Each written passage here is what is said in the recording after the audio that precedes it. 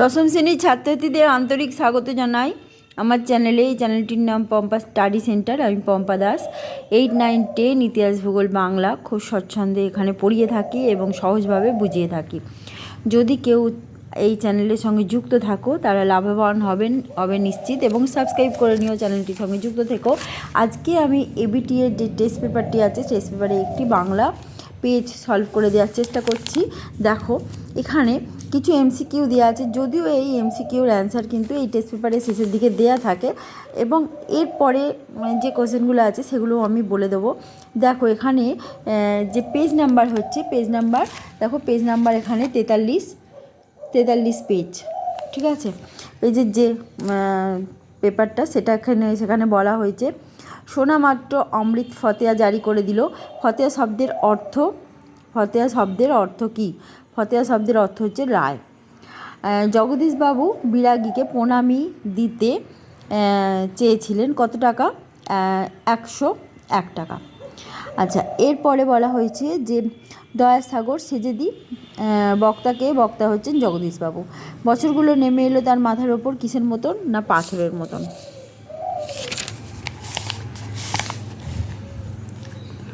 দেখো, ছড়ানো হয়েছে কাছে দূরে, কি ছড়ানো আছে? শিশুদের সব।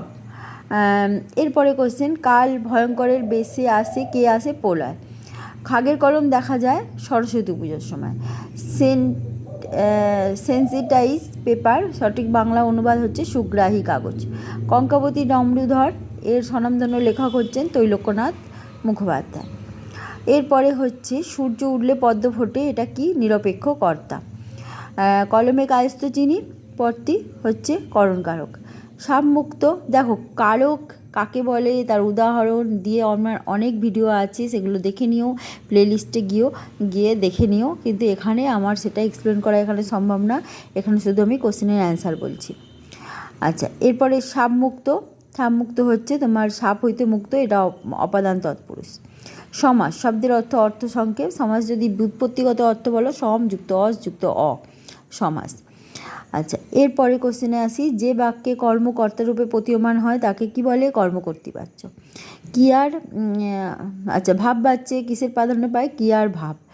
নদীর জন্য এমন পাগল হওয়া তার সাজে না, এটা কি বাক্য? নির্দেশক বাক্য। সত্য সাপেক্ষ বাক্য মাত্রই কীরকম? জটিল বাক্য। আচ্ছা, এরপরের কোশ্চেনগুলো আসি, সেটা বলা হয়েছে, এই বিষয়ে সন্দেহ ছিল তপনের। কোন বিষয়ে? না লেখকরা সাধারণ মানুষের মতন খায় দায় গল্প করে ঘুমায়, এইসব বিষয়ে তপনের সন্দেহ ছিল। কিন্তু দোকানদার হেসে ফেলে। দোকানদার কোন কাণ্ড দেখে? হরিদার রূপসী বাইজি সেজে ছিল এবং সেইটা দেখে দোকানদার হেসে ফেলে।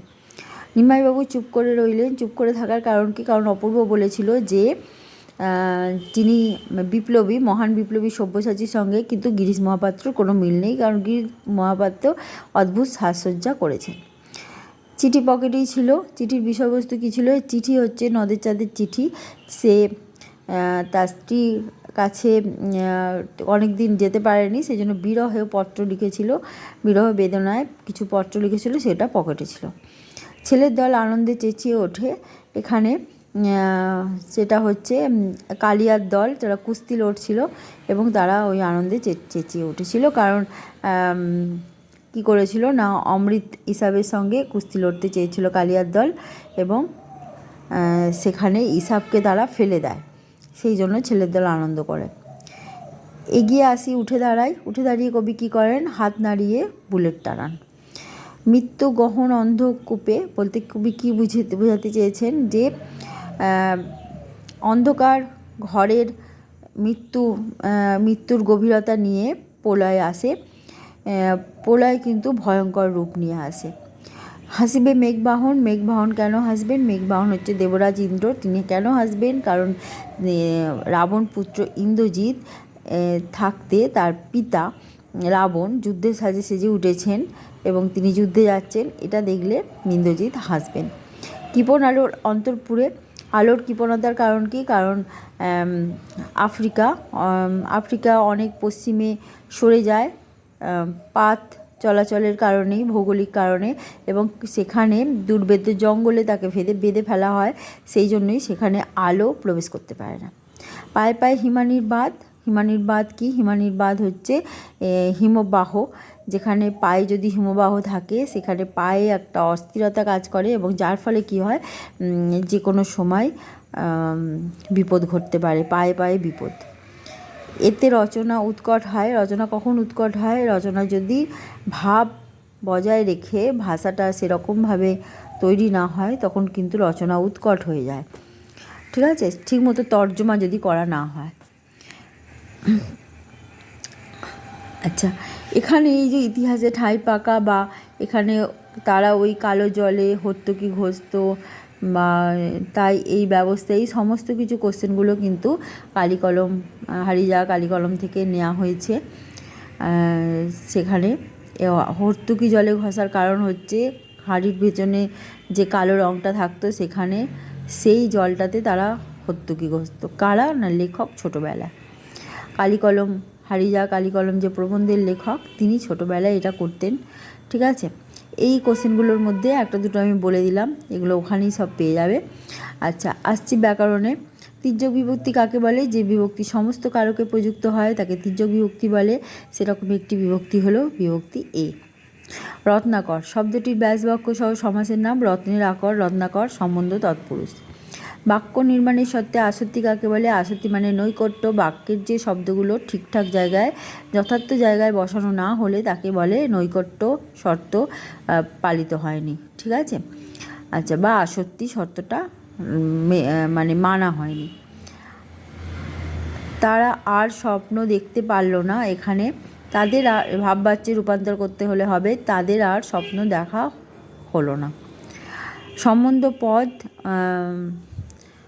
কারক নয় কারণ সম্বন্ধ পদের সঙ্গে ক্রিয়ার সরাসরি কোনো সম্পর্ক নেই, প্রত্যক্ষ কোনো সম্পর্ক নেই। আচ্ছা, উপপদ তৎপুরুষ কাকে বলে? কৃদন্ত পদের সঙ্গে যখন সমাস হয় তখন তাকে উপপদ তৎপুরুষ বলে। সবাই এখানে লেখক। জটিল বাক্য, যারা এখানে আছে তারা সবাই লেখক, তারা সবাই এখানে লেখক। ঘণ্টা বাজে, এটি কোন ধরনের বাচ্য? এটি কর্মকর্তী বাচ্য। সমধাতুজ করণের একটি উদাহরণ, ঝাড়ন দিয়ে ঝাড়া হচ্ছে। ঝাড়ন এখানে সমধাতুজ করণ। উপমিত উপমান কর্মধারায় সমাসে একটি পার্থক্য। উপমানে প্রথম পদটির বৈশিষ্ট্য পরেই বসে যায়। উপমিততে কিন্তু দুটি বিজাতীয় শব্দের মধ্যে সমাসবদ্ধ পদ তৈরি হয়, কিন্তু তার মধ্যে যে সাধারণ ধর্মটি সেটি কিন্তু উহ্য থাকে, সেটা কিন্তু বলা হয় না। যেমন কাজল কালো উপমান, কিন্তু পুরুষ সিংহ উপমিত। আর দুটোতে সমাস হবে কাজলের ন্যায় কালো, উপমিত হবে পুরুষ সিংহের ন্যায়। ঠিক আছে? আচ্ছা, এখানে পরের যে কোশ্চেনগুলো আছে সেগুলো দেখো, এখানে বলছে কিন্তু বুনো হাঁস ধরাই এদের কাজ। বক্তাকে কোন কাজের কথা বলা হয়েছে? বক্তা এখানে অপূর্ব এবং বিপ্লবীদের বুনো হাঁস বলা হয়েছে। কাদের বুনো হাঁস ধরার কাজ? ব্রিটিশ পুলিশদের। উনি 10 বছরের অমৃতকে জড়িয়ে ধরলেন। কে? হাসান সাহেব, তিনি ইসাবের বাবা। তিনি অমৃতকে জড়িয়ে ধরলেন কারণ অমৃত বলেছিল যে খাঁটি জিনিস হচ্ছে, প্রকৃত ভালোবাসাই হচ্ছে খাঁটি জিনিস। ঠিক আছে? এটা এত ছোট বয়সে 10 বছরের অমৃত জেনেছিল, সেই জন্যই তাকে আনন্দে জড়িয়ে ধরলেন। গানের বর্ম আজ পড়িছি পায়ে গায়ে, কোন প্রসঙ্গে কবি এটা বলেছেন? যুদ্ধকে ত্যাগ করতে হবে, কারণ যুদ্ধের মাধ্যমে কিন্তু কারোর কোনো উপকার হয় না, যুদ্ধে কিন্তু মানুষের ক্ষতি হয়, অনেক ধ্বংস হয়। সেই জন্য গানের বর্ম, গান দিয়েই মন থেকে হিংসা তাড়াতে হবে, মন থেকে হিংসা তাড়ালেই যুদ্ধ চলে যাবে। ঠিক আছে? আচ্ছা, তোরা সব জয়ধ্বনি কর। তোরা বলতে কারা? তোরা হচ্ছে যারা প্রলয় দেখে ভয় পায়, মহা আন্দোলনে যারা ভয় পায় তাদেরকে কবি বলেছেন জয়ধ্বনি করতে, কারণ প্রলয়ের পরে কিন্তু নতুন দিনের সূচনা হয়, মহা আন্দোলনের পর নতুন দিন আসে। আচ্ছা, হরিদাস জীবনে নাটকীয় বৈচিত্র্য আছে। এই যে কোশ্চেনগুলো, এগুলো কিন্তু সব বড় কোশ্চেন, তাই এখানে এটা শর্ট বলা সম্ভব নয়, সেই জন্য আমি এখানেই চলে যাচ্ছি। এখানে আমি বঙ্গানুবাদটা বলে দিচ্ছি। বঙ্গানুবাদে বলা হয়েছে এডুকেশান হ্যাজ নো এন্ড, শিক্ষার কোনো শেষ নেই। So you should keep up your study, সুতরাং তুমি তোমার পড়াশোনা চালিয়ে যেতে পারো। Many young men close their books when they have taken their degrees and learn to know more. অনেক মানুষ আছেন যারা তাদের ডিগ্রি অর্জনের পরই কিন্তু তারা পড়াশোনা বন্ধ করে দেন। ঠিক আছে। Therefore they very soon forget all they have ever learn, তারা সারা জীবন ধরে যা শিখেছিল তারা কিন্তু খুব তাড়াতাড়ি সেগুলো ভুলে যায়।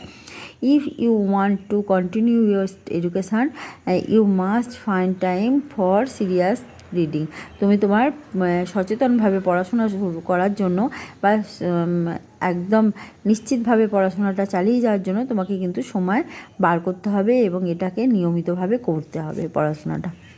আচ্ছা, প্লাস্টিক ব্যবহার নিয়ে দুই বন্ধুর মধ্যে একটি কাল্পনিক সংলাপ লিখতে বলা হয়েছে। আর জলা বুঝিয়ে সবুজ ধ্বংস করে আবাসন নয়, এই বিষয়ে একটি প্রতিবেদন রচনা করতে বলা হয়েছে। ঠিক আছে, প্লাস্টিক ব্যবহার নিয়ে দেখো, প্রথমেতে তোমাকে পয়েন্টগুলো তৈরি করতে হবে। প্লাস্টিক ব্যবহার নিয়ে কী কী ক্ষতি হতে পারে। প্লাস্টিক ব্যবহার নিয়ে, প্লাস্টিক মাটির সঙ্গে মেশে না এবং মাটির মধ্যে প্রবেশ করতে পারে না, মাটির সঙ্গে না মেশার কারণে দূষণ তৈরি হয়। এবং শুধু তাই নয়, নর্দমার মুখ আটকে যায়, জল আটকে যায়।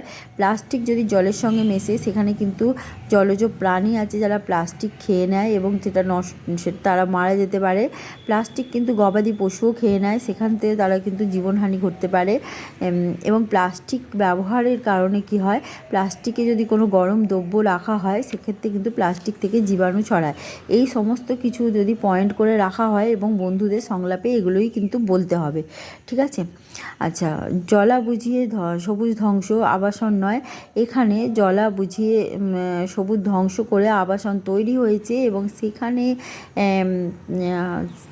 আবাসন তৈরি করার চেষ্টা করা হচ্ছে এবং সাধারণ মানুষ সেটা আপত্তি করছে। এই রকম একটি ঘটনা সাজিয়ে নিয়ে এটা বলা যেতে পারে। কারণ জলা বুঝিয়ে দিলে কি হয়, সবুজ ধ্বংস হয়ে যায় এবং সেখানে কংক্রিটের শহর গড়ে ওঠে। কংক্রিটের শহর মানে কিন্তু গাছপালা নয়, অক্সিজেন নয়, একটা কৃত্রিম আবহাওয়া তৈরি হয় এবং সেক্ষেত্রে সব কি হয়, সমস্ত মানুষের ধ্বংসই কিন্তু নেমে আসে, ক্ষতিকর দিকটি কিন্তু দেখতে পাওয়া যায়। আচ্ছা, দেখো এখানে রচনাগুলো আছে। বর্তমান যুগ ও কুসংস্কার, এখনও কিন্তু কুসংস্কার রয়েছে, মানুষের মধ্যে রয়েছে।